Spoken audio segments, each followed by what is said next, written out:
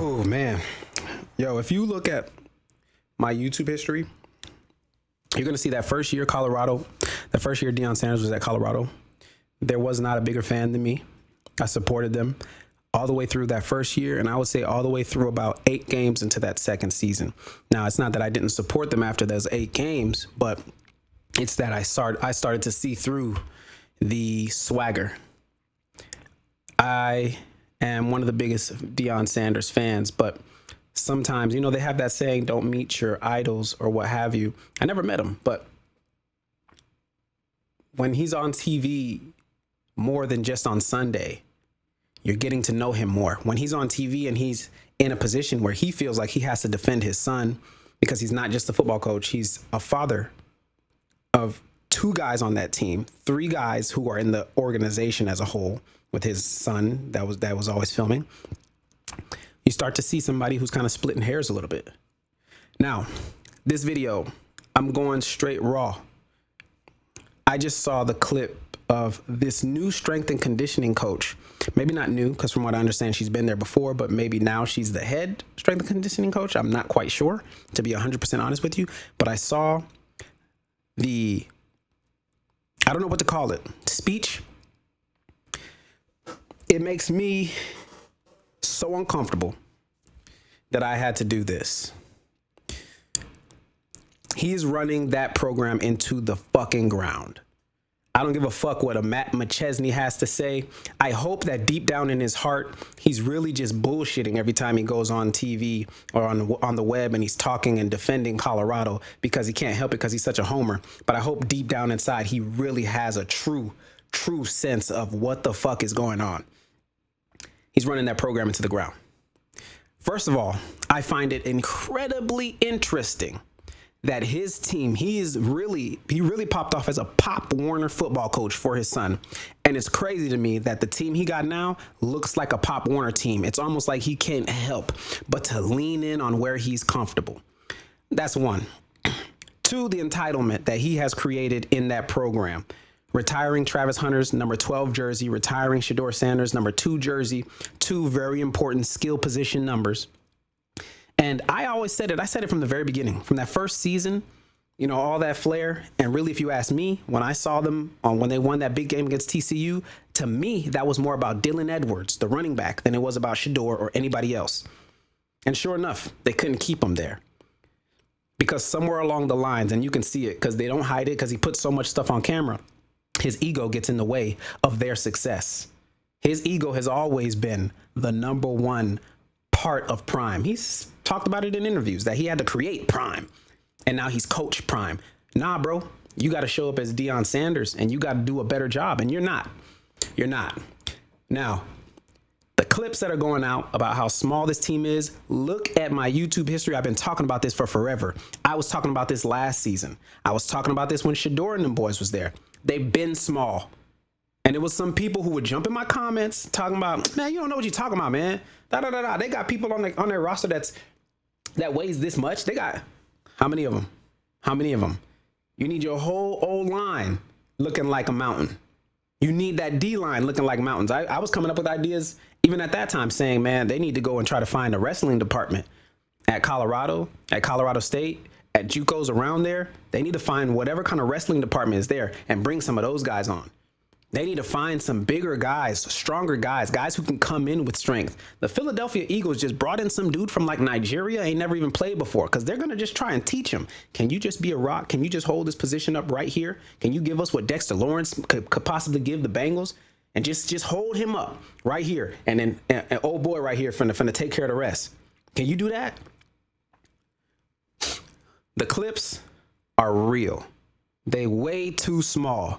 The only thing that will save them is that weak ass Big 12 schedule. But the crazy thing is, a lot of these Big 12 schools, they not that weak no more.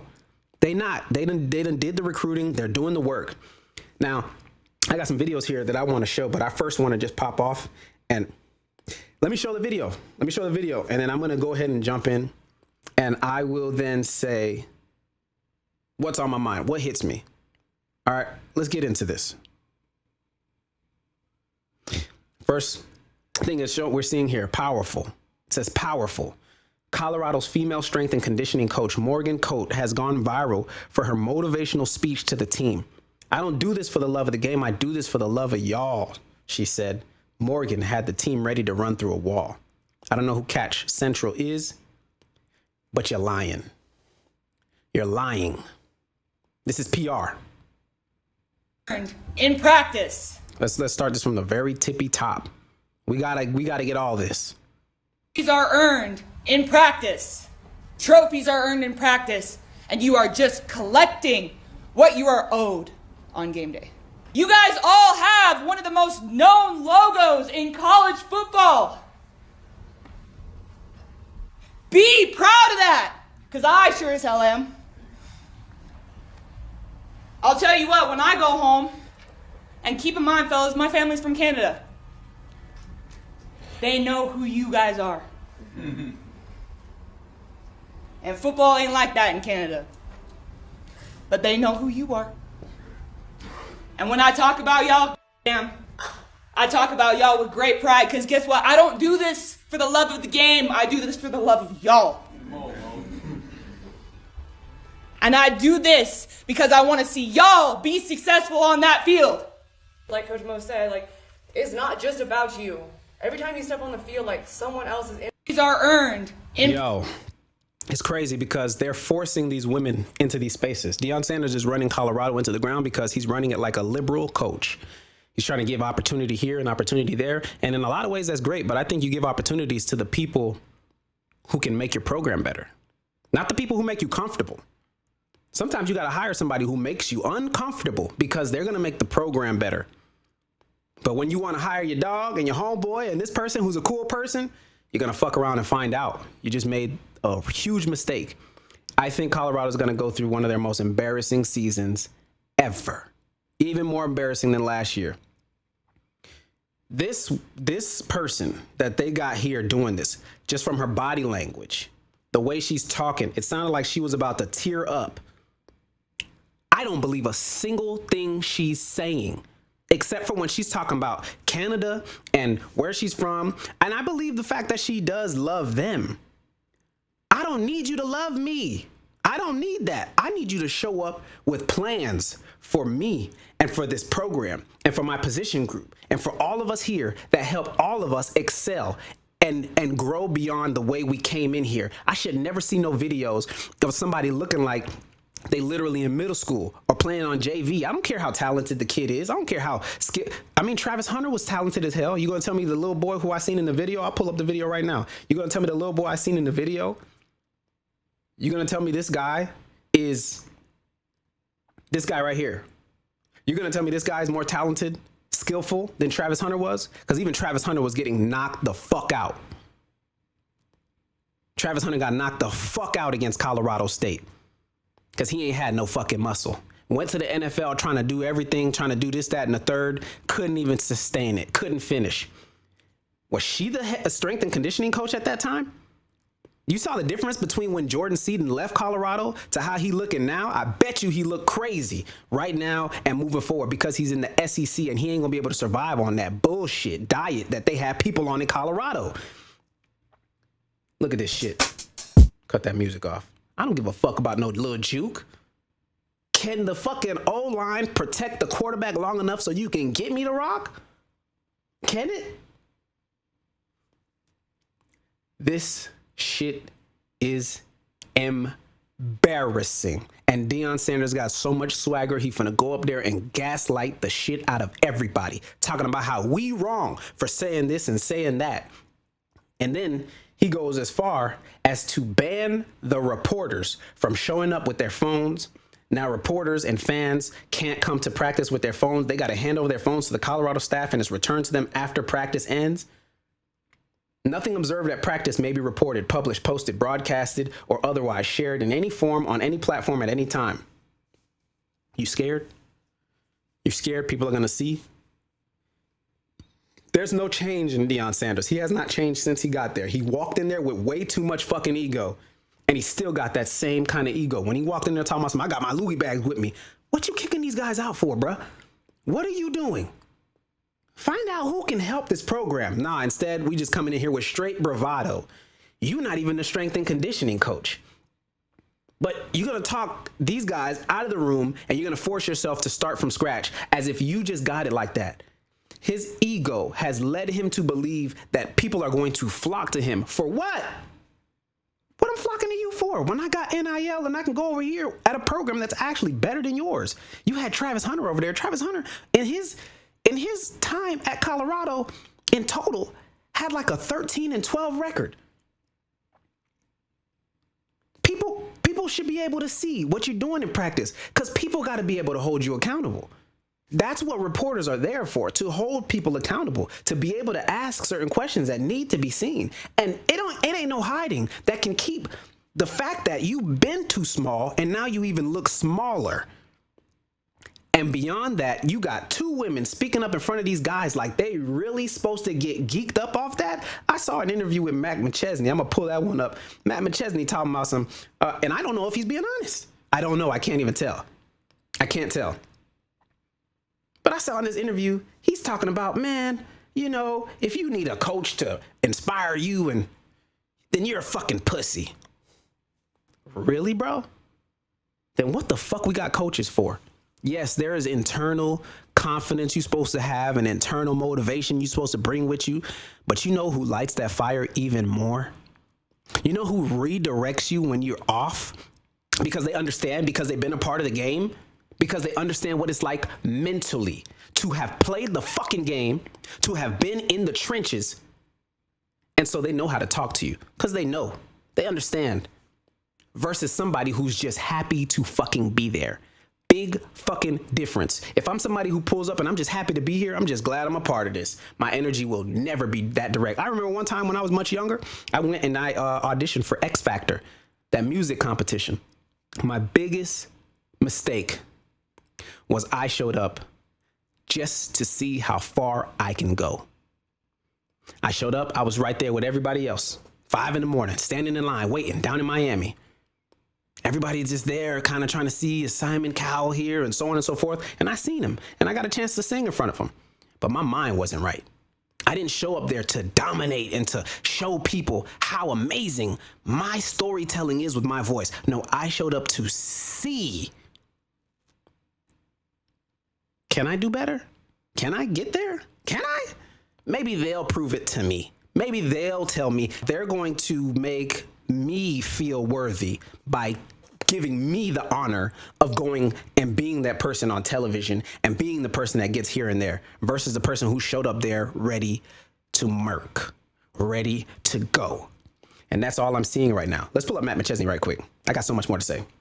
She looks like an amazing coach. She motivated the shit out of me. I can't wait to go to practice and earn it. I heard all the trophies. I deserve them all. This is incredible. The people in Canada know our logo.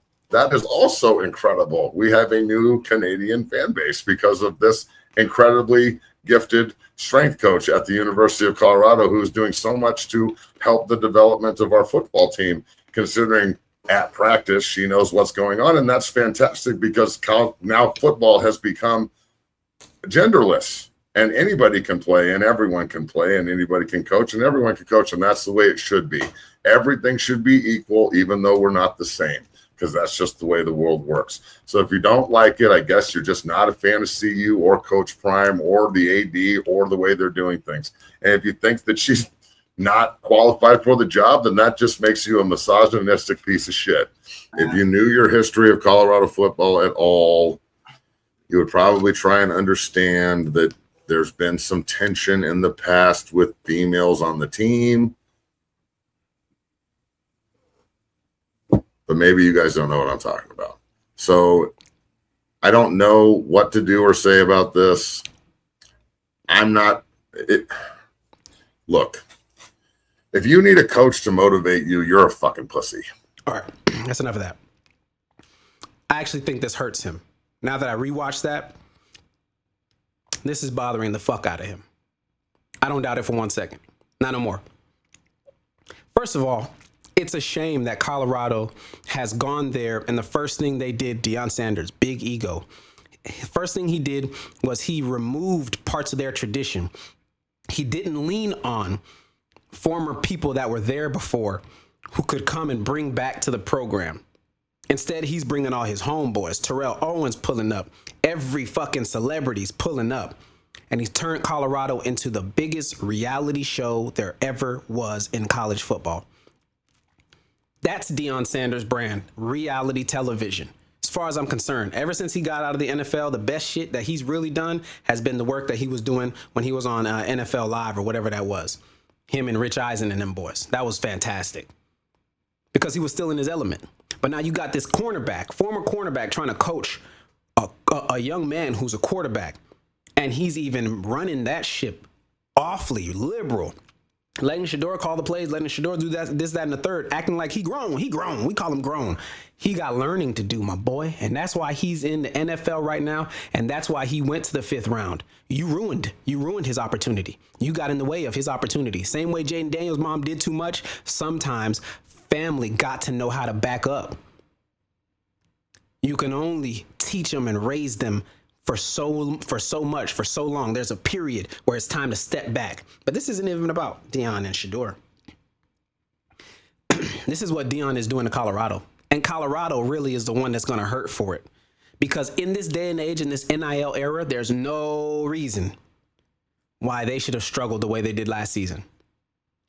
But if Deion's ego gets in the way, you better believe somebody finna go take a NIL deal somewhere else, and that somebody is somebody who would have made a huge difference at Colorado.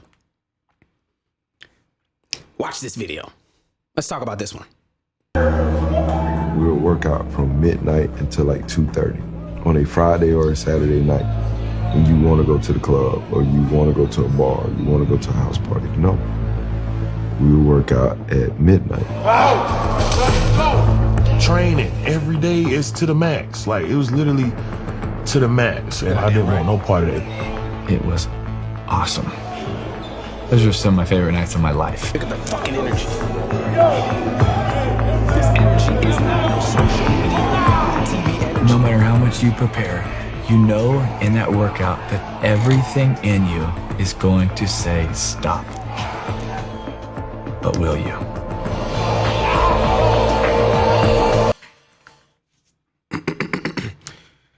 My screen recording can't take no more. I got to clean up some space on my phone. Listen, man.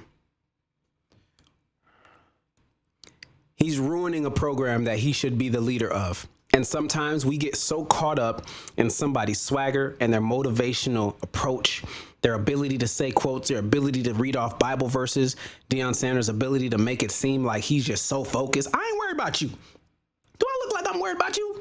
Do I look like somebody who's worried about what you got to say about me? I don't need that. I come here with God. Deion Sanders is the biggest gaslighter. And dog, go through my history. All I did was root for these guys. All I did was talk about how much I love seeing him and his son. And then I started to see how he's getting in the way. Then I started to see how his son has not progressed as a leader of men. I could see everybody gonna celebrate you when you throw a touchdown for sure, because we're winning. We're up. We just put up those points. But when they start to see that you ain't really got it like that, when we started to see that the ship wasn't steady, Shedeur showing up at press conference, disrespecting the people asking him questions. And then based on our black community, what do? We constantly just going to war for each other. We're going to war for each other. So ain't nobody keeping it a buck with Shedeur. I'm a very big fan of Cam Newton. He don't keep it a buck with Shedeur. When he did, what happened? Shedeur and them boys talked to him at that game, and Shedeur was like, man, you being weird, bro. No, you being held accountable, my boy. It don't never feel good. It don't never feel right until you just start getting used to somebody having something to say. You start getting used to it, because then you start to see the growth that takes place. So that's why I disagree with what Matt McChesney said. I think he was just trying to clean shit up. And sometimes we put back out that bravado energy. Fuck that. You need that kind of coach. People want to talk about Tom Brady's the one that got Bill Belichick his rings. He absolutely did. But you better believe Bill Belichick had a lot to do with Tom Brady's philosophy as well. You need coaches who can share great philosophies with you, because great coaches help you grow. Period and point blank. It's so insane to act like this is this. So that this has something to do with Matt McChesney too. I think he's a little hurt because they do not fuck with him in a way where they're bringing him to the program, and they should. He should absolutely be somebody that's over there helping out with the O-line, helping out with whatever skill position group, whatever position group he feels like he would be best served to do. But Deion Sanders has closed the doors on everybody, and he's acting like he's got full control. You don't. You don't. You went like 4-8, 4-9 with Shador and Travis after popping off that first, and you could see it that first year. You could see it. They win at TCU, and then all of a sudden he's showing up talking about some. Do you believe? Nah. No, bro. You got ahead of yourself, and you're still ahead of yourself, and you're not focused on actually making the program better. There is no program in college football that looks like that that's ever going to be successful in college football. Not unless you in Division II, and not even then. They got boys who are ballers in Division II. There are Division II teams that are much bigger and better than this Colorado team, than the team they had before even. They almost lost to North Dakota State. I don't want to hear nothing about no championship. North Dakota State was winning. No. This is Division I. We got the money. We got the bread. We got the facilities. And y'all over here about to lose to them? I don't want to hear nothing about that. You're not showing up prepared.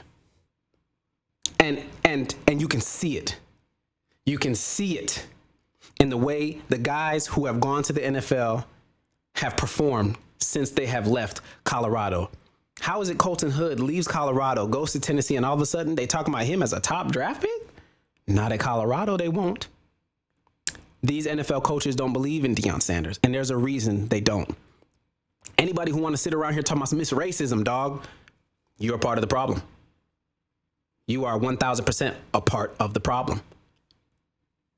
Colorado will not improve until Deion Sanders is gone. He's running that program into the absolute 6 feet underground. He is. 4-8 that first year, but they went 9-4 that second year. Lost multiple games that they just absolutely should not have lost. But Deion Sanders was not able to be accountable or responsible enough to change lineups in mid-game, to change and make adjustments mid-game. So they just kept letting people pepper them. They just kept letting people beat them with the run because they don't know how to stop shit. They just kept letting Shiloh play 25 yards back like anybody was threatening them deep. No changes. Everybody just go out there and just ball. And get Deion Sanders an interview. And what he talking about? Man, if I could play man coverage all day, that's what I'm going to do. That's the problem. That's the problem. This is not just some little game. This is not you no more, bro. You used to be able to do that, bro. That was you.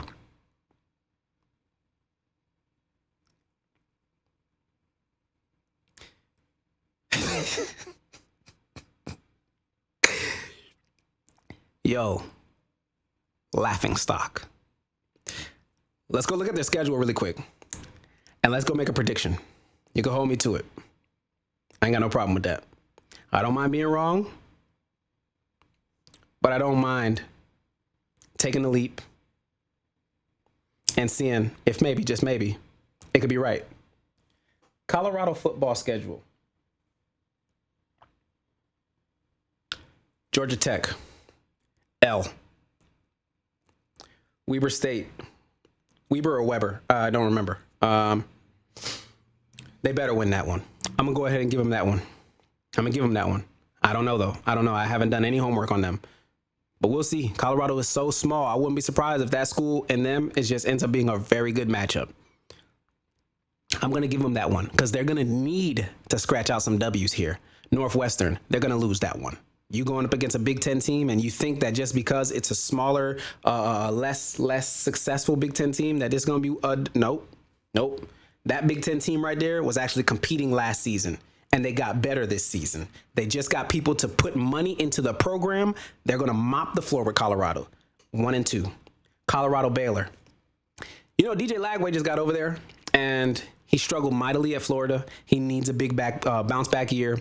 At Baylor, I believe he's going to be playing against talent like Colorado, which if you watch DJ Lagway's high school highlight tape, that is more so the kind of people he was playing against. Smaller guys who really wasn't his stature. You know, it's a shame a guy like DJ Lagway didn't go to Colorado. He'd have changed the program big time. I want to see what Juju does, but I don't know. He's a small guy too. You know, I played quarterback. I know what it's like to be trying to see over the line. But I guess he might be lucky because their line is not that big.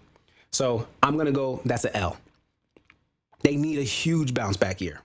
Coach is trying to save his job. DJ Lagway is trying to save his Heisman hype. He ain't no way he getting no Heisman. He gotta dominate on some other shit.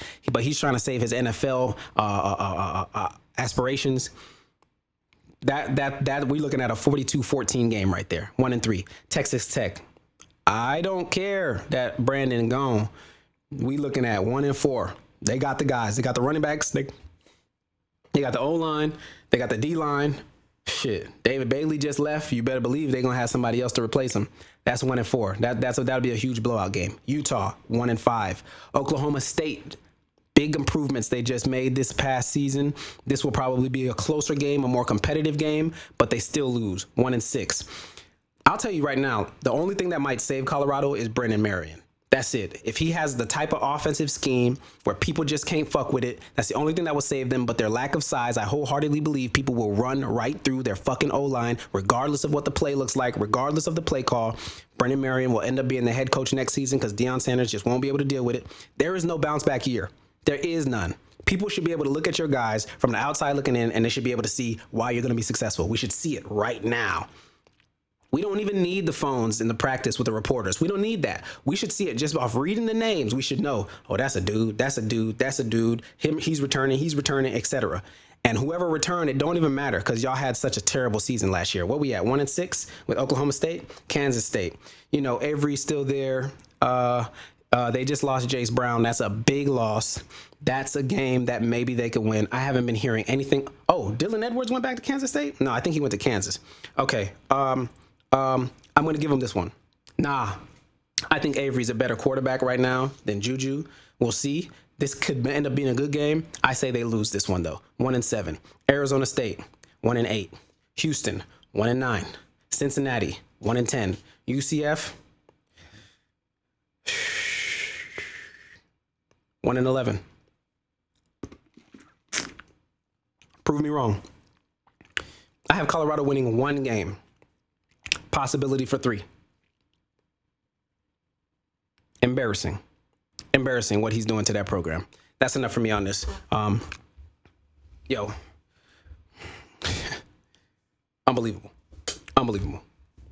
Wait a minute.